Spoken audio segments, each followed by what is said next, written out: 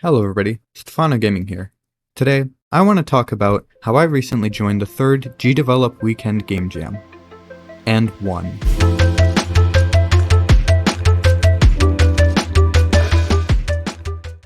Picture this, you're laying in your bed in the middle of the night and you're trying to fall asleep, but you just can't seem to do it.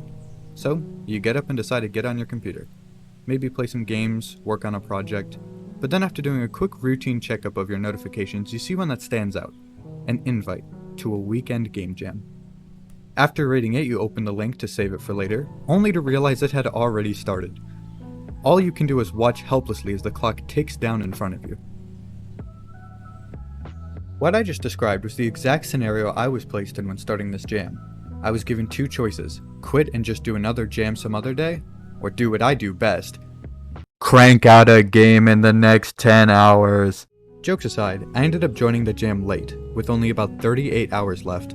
However, given it was about 1 AM for me, I knew that in reality I only had about 10 hours or less to work on the game, since I'd be busy the rest of the time sleeping or doing other daily life things. I was certain that with such a hindrance I wouldn't be able to make anything anywhere near as good as someone who had started the jam on time. But there's still no harm in making one for fun, especially since I haven't participated in a game jam for a while. With that all said and done, let's go over the development process. First off is the theme, which for this jam is only 2 buttons. Immediately after reading that, I thought of the score, which consists of overall, originality, theme, graphics, audio, and fun. However, the main one I focused on was originality.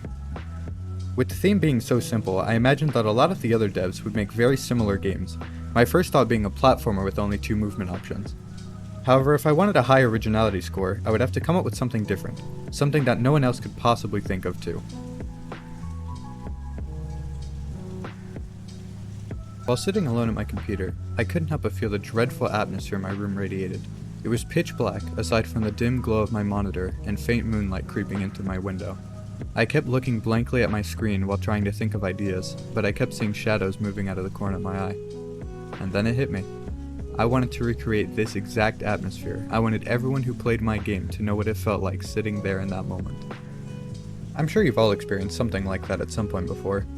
When you lay awake at night and your eyes make you see things that aren't there. Like a shadow that kinda looks like a person, or even just some slight movement. All these things come together to create the horrid feeling of paranoia, the unwarranted or delusional belief that one is being persecuted, harassed, or betrayed by others. However, in this case, it's the fear of the unknown that is betraying you, making your eyes perceive visuals that aren't there, hear sounds from silence, or in this case, see through static. Now that I knew what I wanted to do, I had to plan it out and execute it. Thankfully, I've been making games in gdevelop for about 7 years now, and am very aware of my capabilities and limitations. I've also learned over time to be very careful of scope creep. Considering the limited time I had, these things were very important for planning out a doable game. I also had that in mind while coming up with the game mechanics and gameplay, keeping it simple, yet effective. But enough of that for now, because you can't have a game without visuals.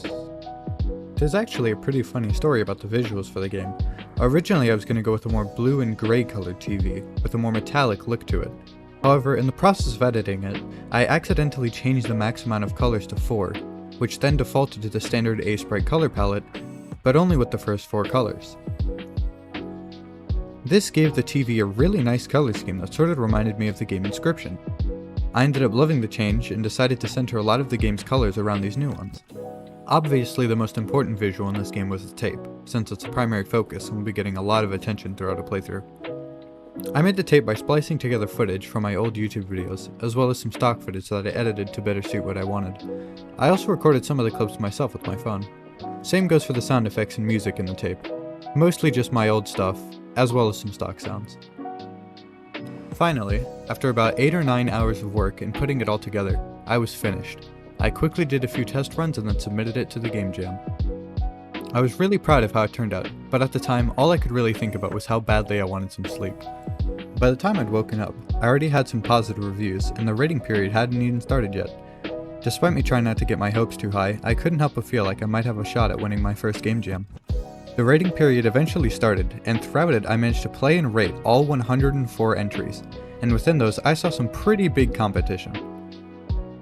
I did everything I could to try not to get my hopes or expectations too high, since the last time I did that it hurt like hell seeing my placement. Then the day came where the winners were going to be announced. I stayed up the whole night before, and hoping that I'd be able to stay up long enough to see it before I go to sleep. But I ended up passing out with about 4 hours to the reveal. I awoke to the repeated sound of my name being excitedly spoken by my girlfriend. I was barely conscious, however the next thing I heard her say woke me up instantly. "You won." I jolted up and checked my phone. She wasn't kidding. I won, and not just the jam, but I got first place in almost every single category. I was in absolute awe and disbelief. It was a dream come true. Before this video is over, I want to give a really big shout out to all the other developers who participated in the jam. I really loved playing all your games so much, and there were a lot of creative and really well made games in there. I also want to say thank you all so much for watching, and for all the support that you've given me. And if you want to support me anymore and get some fancy little benefits like game files and code for all my games, including Caesar Static, you can also join my Patreon for as little as $5 a month. It helps me greatly and encourages me to work faster on more games. You can find the link to that in the description. Thank you again so much for watching, and I will see you in the next one.